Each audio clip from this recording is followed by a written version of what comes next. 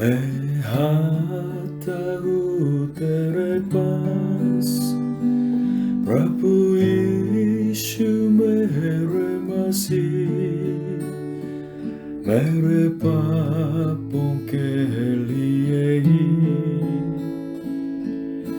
उधार दे मसीह।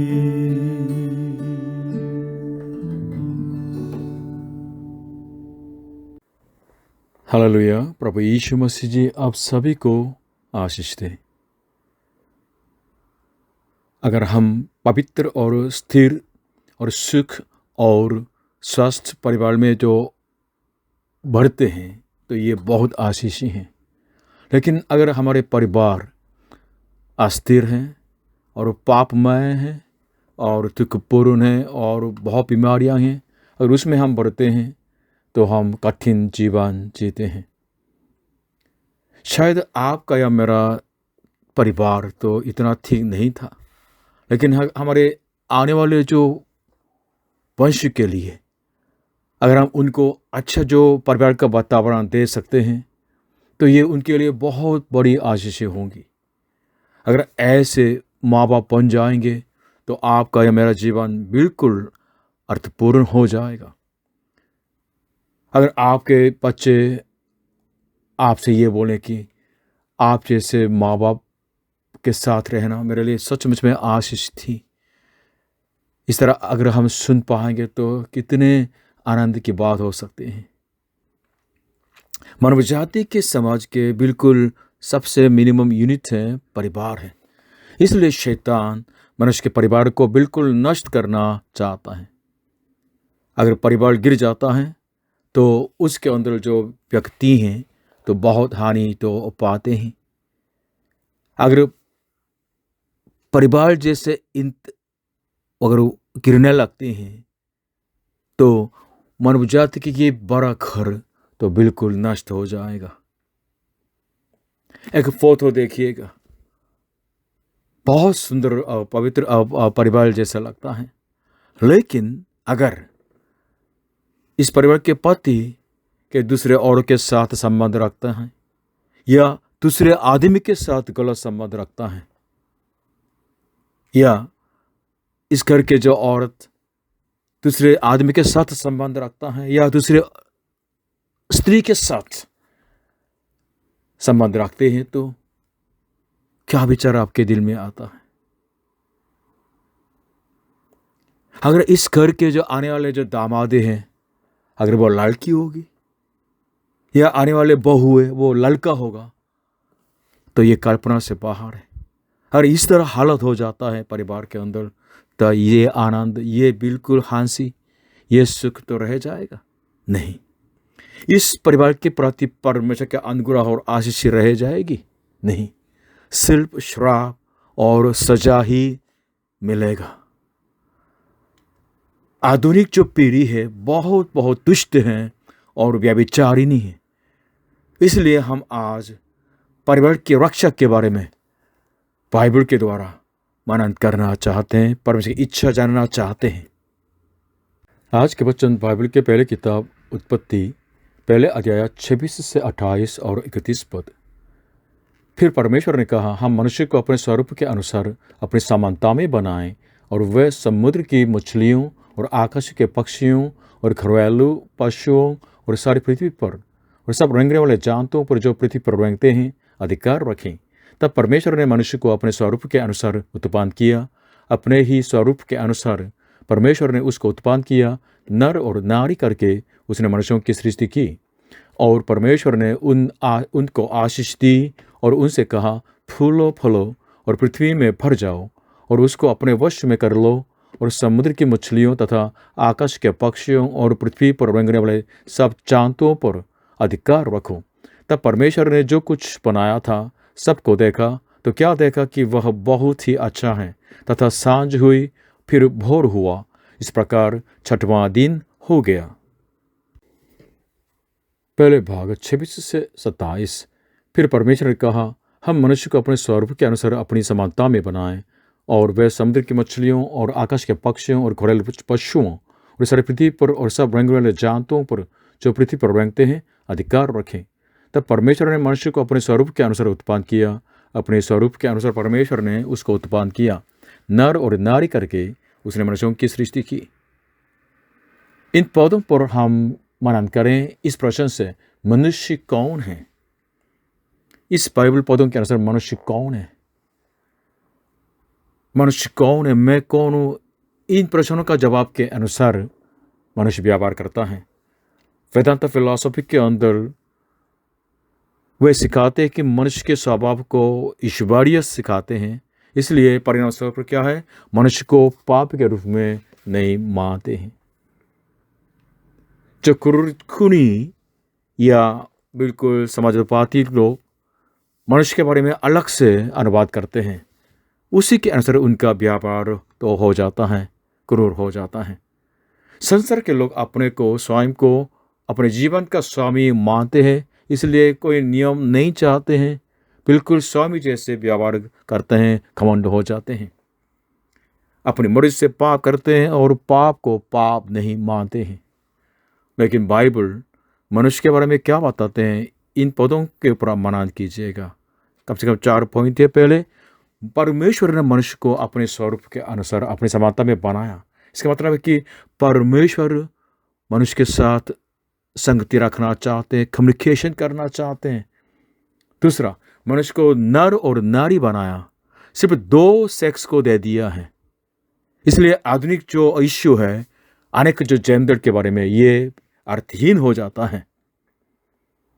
और परमेश्वर ने मनुष्य को अपने एजेंट बना दिया, मतलब अपनी प्रतिनिधि बना दिया है।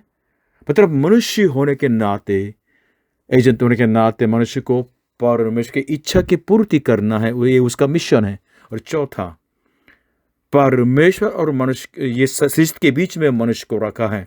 इसलिए हमें किसकी मूर्ति पूजा नहीं करनी है, सिर्फ केवल परमेश्वर ही की आराधना करनी है। हालेलुया।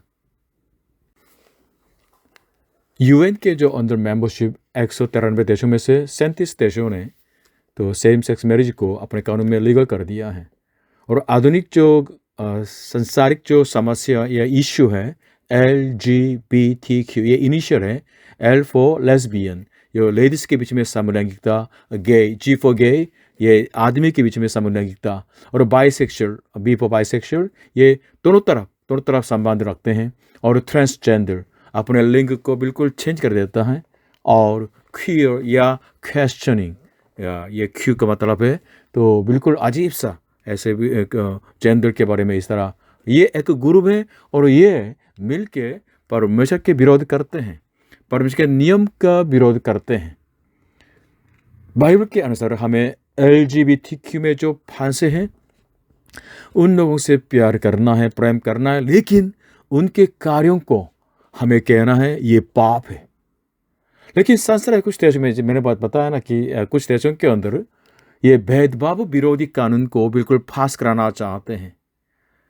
इस तरह जो सेक्सुअल जो माइनॉरिटी ग्रुप है, अजीब से जो बिल्कुल पटके हुए जो सेक्स को बिल्कुल मानते हैं, तो इसके पीछे करते हैं उनको भेदभाव मत करो, इस तरह बिल्कुल अच्छी प्रेरणा से ऐसे कानून बनाने की कोशिश करते हैं। लेकिन वास्तव में जिन्होंने इस जो कानून को पास कर दिया है तो बहुत समस्या में फंस गए हैं, जैसे अमेरिका में या इंग्लैंड में। क्योंकि उदाहरण ये कुछ बताना चाहूँगा कि अगर पादरी होने के नाते बाइबल के अनुसार ये समलैंगिकता पाप है, अगर इस तरह बोलेंगे कोई चर्च मेंबर या बिल्कुल माँ बाप, तो उनको जेल में डालते हैं और उनको फाइन देना पड़ता है।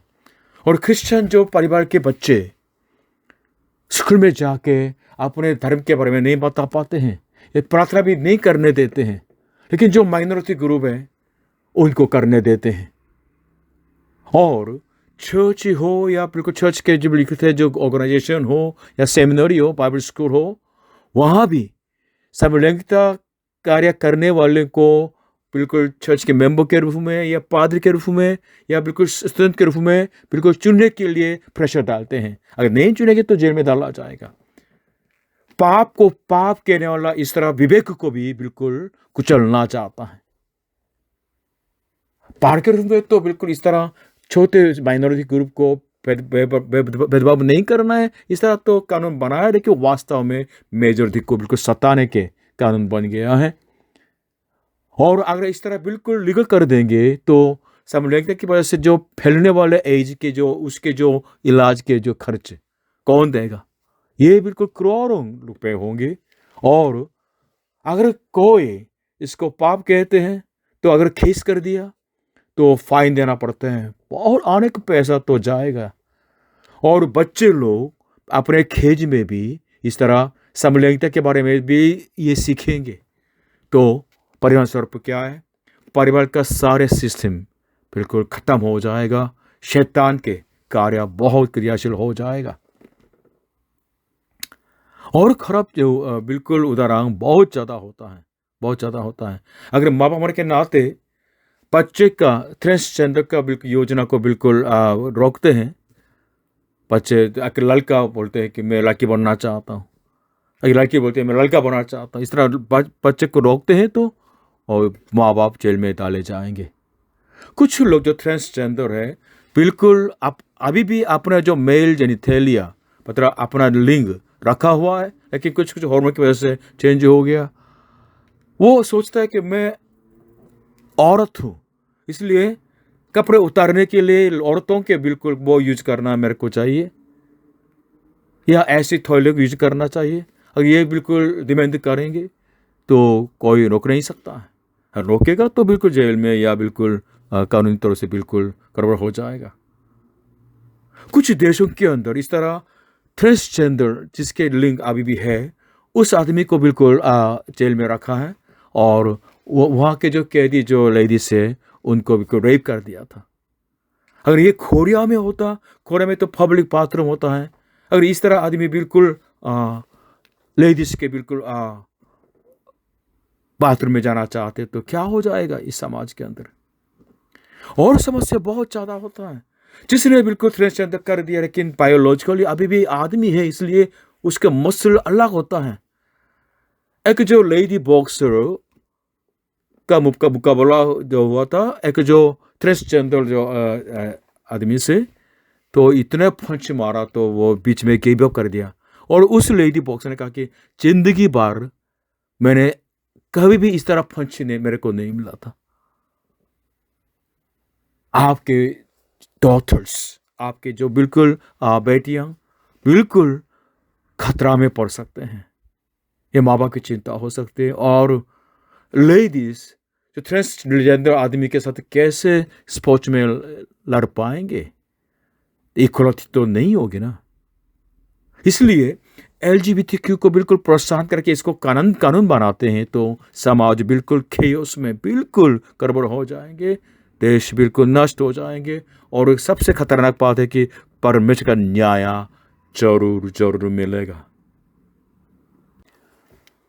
28 पद, और उनको आशीष दो और उनसे परमेश्वर ने कहा फूलो फलो और पृथ्वी में भर जाओ और उसको अपने आप वश में कर लो, और समुद्र की मछलियों तथा आकाश के पक्षियों और पृथ्वी पर रेंगने वाले सब जानतों पर अधिकार रखो।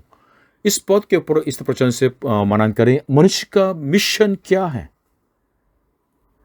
मनुष्य अपने जीवन का स्वामी नहीं है, मनुष्य सिर्फ प्रतिनिधि है, एजेंट है। परमेश्वर की इच्छा को पूरी करनी है। परमेश्वर की इच्छा, पूरा इच्छा के अनुसार सृष्टि पर शासन करने का मिशन मनुष्य को मिला है। प्रभु यीशु मसीह सिद्ध मनुष्य बना है, और प्रभु यीशु मसीह का मिशन क्या था? केवल पिता की इच्छा मारना प्रभु यीशु मसीह का मिशन था। इसलिए आने वाले क्रूस के मौत और दुख को देखते हुए प्रभु यीशु ने यह प्रार्थना की, तेरी इच्छा पूरी हो, तेरी इच्छा पूरी हो। और क्रूस पर बिल्कुल अंतिम सांस ले रहे थे तो उन्होंने कहा कि पूरा हुआ है। अगर आप अपने जीवन का स्वामी बन के मर्जी से आप चलता रहता है तो पश्चाताप कीजिएगा। और फिर से समलैंगिकता के बारे में बाइबल के अंदर लेविया व्यवस्था 20:13 इंग्लिश में लेविटिकस बोलते हैं, सुनिएगा। और यदि कोई जिस रीति स्त्री से उस रीति पुरुष से प्रसंग करे तो वे दोनों घिनौना काम करने वाले ठहरेंगे। इस कारण वे निश्चय मार डाले जाएं, उनका खून उन्हीं के सिर पर पड़ेगा। In English, if a man has sexual relations with a man as one does with a woman, both of them have done what is detestable. They are to be put to death. Their blood will be on their own heads. मनुष्य का अस्तित्व अपनी तरफ से नहीं होता है, इसलिए मनुष्य अपने को बनाने वाले सृजनहार के सामने मनुष्य को आना है। किसने आपको बनाया? प्रभु यीशु मसीह ने आपको बनाया। प्रभु यीशु मसीह ही आपके लिए जीवन का मार्ग है। इसलिए प्रभु यीशु मसीह पर विश्वास कीजिए और परमेश्वर का दर्शन पा लीजिए। यह है आपका मिशन, मनुष्य का मिशन। 31 पद, तब परमेश्वर ने जो कुछ बनाया था सबको देखा तो क्या देखा कि वह बहुत ही अच्छा है, तथा सांझ हुई फिर भोर हुआ, इस प्रकार 7वां दिन हो गया। इस पद पर मनन करिए इस प्रश्न के साथ कि मनुष्य कैसे अच्छा बने। सबकी सृष्टि के बाद परमेश्वर ने देखा और बहुत ही अच्छा लगा। अगर सृष्टि परमेश्वर की इच्छा के अनुसार होती है और उनके उद्देश्य के अनुसार चलता है तो बिल्कुल वो अच्छा है। मनुष्य भी ऐसे ही है। लेकिन अगर सृष्टि होने के नाते परमेश्वर की सृष्टि के बिल्कुल व्यवस्था के विरोधी हो जाता है तो वो पाप है और वो दुष्टता है। शैतान का केस भी यही है। शैतान सचमुच में महिमामय स्वर्गदूत था, परमेश्वर ने उसको बनाया, लेकिन बाद में वो इतना घमंड हो गया और परमेश्वर का सामान बनना चाहा और सृष्टि के पोजीशन को बिल्कुल उससे संतुष्ट नहीं था और परमेश्वर के विरोध में कार्य करने लगा और शैतान बन गया। क्या करके आ रहा है? संसार को बिल्कुल भरमा के आ रहा है और पाप करा के आ रहा है। लेकिन इसकी नियति है न बुझने वाले आग के झील में डाले जाने की। उसके पीछे चलने वाले अनगिनत बिल्कुल स्वर्गदूत जो गिरे हुए आत्माएं हैं, उनकी नियति भी बिल्कुल सेम है। मनुष्य का भी यही है। मनुष्य को निर्दोष बनाया था और मनुष्य परमेश्वर के सामने आमने सामने बात करते थे, लेकिन पाप किया, इसलिए अनंत जीवन के मौका भी खो दिया है। एदेन के बागीचा में परमेश्वर की इस एकमात्र जो आज्ञा थी, भले बुरे के ज्ञान का जो पेड़ का फल न खाने के लिए कहा था, लेकिन खा दिया। मतलब सृष्टि होने के नाते अपने सृजनहार परमेश्वर की महिमा नहीं की, उनकी आज्ञा नहीं मानी, इसलिए पतान हो गया और पापी बन गया और परमेश्वर के महिमा और उनके अनंत जीवन को बिल्कुल खो बैठे हैं। जो पाप क्षमा नहीं पाते हैं वो मनुष्य उसी आग की झील में डाले जाने वाले हैं, जहां शैतान और उसके अनुयायी आत्माएं बिल्कुल पीड़ित होंगी। इसलिए अगर आपको मुझको अच्छा लगता है, वो अच्छा ही नहीं। परमेश्वर को जब अच्छा लगता है तब अच्छा है। अभी 7वें दिन, सृष्टि के अंतिम दिन में परमेश्वर ने क्या कहा है? सब कुछ अच्छा है।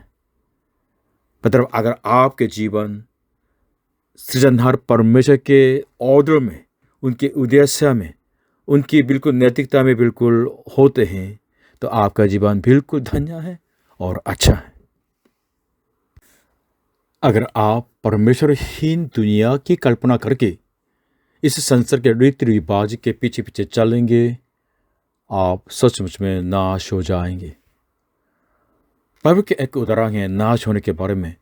BC 2350 के करीब, जब अब्राहम, ये फेमस है ना, अब्राहम बिल्कुल जिंदा था, उस जमाने की बात है। उसके आसपास में सोदोम और गोमोरा के जो 2 शहर थे, ये अभी इसराइल के जो डेड सी है ना, उसके साउथ वेस्ट की तरफ ऐसे क्षेत्र में बना हुआ जो शहर था। ये दोनों बहुत बहुत दुष्ट हैं और व्यभिचारी बिल्कुल ऐसे ही शहर थे, और समलैंगिकता के पाप बहुत बहुत बढ़ रहे थे। बाइबल के अंदर एक उदाहरण भी है, स्टोरी भी है कि उस देश में, सोदोम देश में, दो स्वर्गदूत आदमी जैसे दिखते हैं ना, तो वो अंदर गया और लोट के, अब्राहम के जो भतीजा हैं, लोट के कमरे में गया था। उसको देखा सारे लोगों ने, और उस इलाके के सारे लोग, बुजुर्गों से लेकर जवान लोगों तक, आदमी लोग बिल्कुल गुरु में उस जो घर को बिल तोड़ने वाले थे, ताकि वे उन दोनों से बिल्कुल बलात्कार करें, रेप करें। पागल हो गया, क्रेज हो गया, बिल्कुल कानून के बिना जीवन जीने वाले थे। परमेश्वर ने बिल्कुल आग से, खंदक की आग से ऊपर से बिल्कुल गिरा के इन दोनों देशों को, इन शहरों को और आसपास के बिल्कुल क्षेत्र को सब भस्म कर दिया है। ये वास्तव में हुआ, ये फैक्ट है। इसलिए बाइबल के अंदर नया नियम में आके यहूदा के एक साथ में इस तरह लिखा है कि जिस रीति से सोदोम और अमोरा और उनके आसपास के नगर जो इनकी नाई व्यभिचारी हो गए थे और पराये शरीर के पीछे लग गए थे, आग के अनंत दंड में पड़कर दृष्टांत ठहरे हैं। यहाँ भी लिखा ना, पराये शरीर के पीछे लग गए थे, मतलब गलत तरीका से सेक्स के बिल्कुल अभिलाषा में फंस गए थे। आग के अनंत दंड में पड़कर दृष्टांत ठहरे हैं। भाइयों बहनों, सदोम और अमोरा की जो कहानी है, उसका नाश होना, ये हिस्टोरिकल फैक्ट है, ऐतिहासिक तथ्य है। अभी भी इसराइल के अंदर जो डेड सी के साउथ वेस्ट की तरफ सोदोम माउंटेन भी है, सोदोम नाम से बिल्कुल बना हुआ है। आकाश से परमेश्वर ने गंधक की जो आग को बिल्कुल बरसाया, इसलिए सोदोम अमोरा और आसपास के बिल्कुल क्षेत्र बिल्कुल भस्म हो गया, बिल्कुल आग से पिघल गया है, ऐसे बन चुके हैं। इसलिए आर्कियोलॉजिस्ट अभी भी बिल्कुल उसका प्रमाण पाते हैं। उन ऐशों में से कुछ कुछ जो गंधक के जो बॉल हैं वो पाया जाते हैं बहुत जगहों में। लेकिन ये ध्यान से सुनिए, ये साइंटिफिक बात है कि उसके प्योरिटी, जो ये जो गंधक के बॉल के प्योरिटी 98% है। लेकिन अगर वो वोल्केनो से बिल्कुल ये पहाड़ फट जाते हैं ना, जो magma आ जाता है वहाँ से गंधक पे आ जाता है, उसकी प्योरिटी सिर्फ 40% है। इसका मतलब क्या है? ऐसे जो गंधक जो इस जो पृथ्वी पर नहीं मिलते थे, उस गंधक के द्वारा आग से बिल्कुल जलमाया गंधक को परमेश्वर ने ऊपर से गिरा दिया था। इस तरह अनगिनत जो गंधक के जो आग जलमाया जो बॉल आकाश से गिरने लगे, इसलिए ये सारे क्षेत्र को बिल्कुल भस्म कर दिया। ये नाश होने का दिन था। परमेश्वर ने सदोम और अमोरा को आग से बिल्कुल न्याय कर दिया। और बाइबल के अंदर एक और जो आग के द्वारा न्याय होने का दिन के बारे में बताते हैं। परमेश्वर इस संसार को, पूरे संसार को आग से बिल्कुल भस्म करने वाले हैं। बाइबल ये बताते हैं उस दिन तत्व भी, ये चीजों के तत्व भी बिल्कुल आग से पिघल जाएगा। दूसरा पतरस 3:10 में इस तरह लिखा है कि परंतु प्रभु का दिन चोर की नाई आ जाएगा। उस दिन आकाशी बड़ी हड़हड़ाहट के शब्द से जाता रहेगा और तत्व बहुत ही तपत होकर पिघल जाएंगे और पृथ्वी और उस पर के काम जल जाएंगे। हालेलुया। आज के उपदेश को बाइबल के एक जो वचन के द्वारा समाप्त करना चाहता हूँ। पहले कुरिन्थियों 9:11। क्या तुम नहीं जानते कि अन्यायी लोग परमेश्वर के राज्य के वारिस न होंगे? धोखा न खाओ, न वेश्यागामी, न मूर्ति पूजक, न परस्त्रीगामी, न लुच्चे, न पुरुषगामी, न चोर, न लोभी, न प्याकर, न गाली देने वाले, न अंधेर करने वाले, परमेश्वर के राज्य के वारिस होंगे। और तुम में से कितने ऐसे ही थे, परंतु तुम प्रभु यीशु मसीह के नाम से और हमारे परमेश्वर के आत्मा से धोए गए और पवित्र हुए और धर्मी ठहरे। इस संसार में अनेक तरह के पाप होते हैं। जितना जगत का अंत निकट आ जाता है, उतना ज़्यादा मनुष्य के यौन संबंधित पतन गंभीर हो जाते हैं।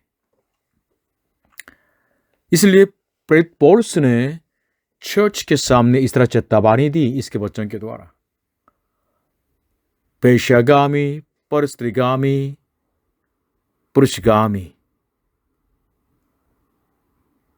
परमेश्वर के राज्य को बिल्कुल नहीं ले पाएंगे।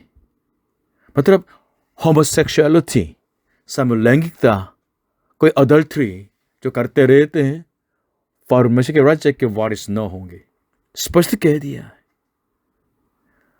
इसलिए आज के उपदेश के बिल्कुल शिक्षा को आप फिर से समझ लीजिएगा। मनुष्य को परमेश्वर ने अपने समानता में, अपने स्वरूप में बनाया ताकि पवित्र परमेश्वर के साथ हम बिल्कुल संगति रख सकें। इसलिए सृष्टि होने के नाते हमारी पोजीशन क्या है, उसकी रक्षा करनी है। सृजनहार परमेश्वर की इच्छा को पूरा करने के लिए परमेश्वर हमको एजेंट बना दिया है।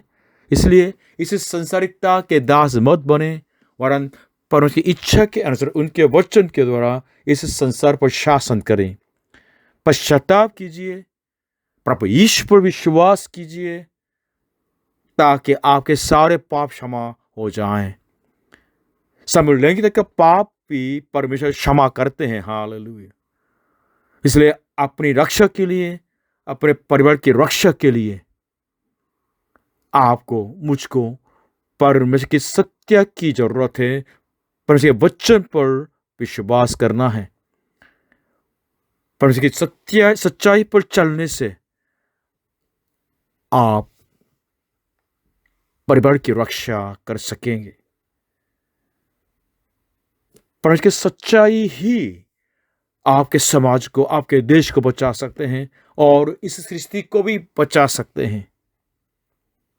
प्रभु यीशु मसीह पर विश्वास कीजिए ताकि सारी पापों की क्षमा पा सके और आगे जाके धार्मिकता और पवित्रता और जीवन की राह पर चढ़ सके। प्रभु यीशु मसीह जी आप सभी को आशीष दें। आमीन।